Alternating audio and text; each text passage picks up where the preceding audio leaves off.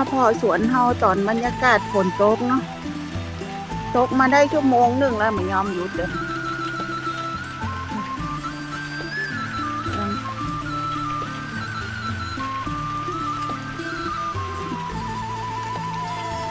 เอามาพอกัน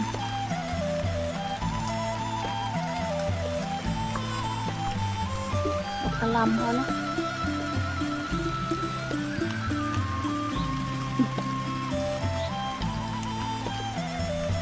บรรยากาศตอนฝนตกยามแรง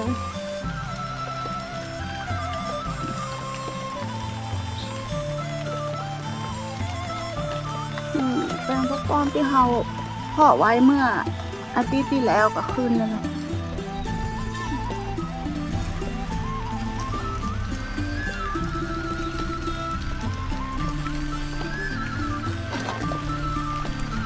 บรรยากาศตอนฝนตกยามแรง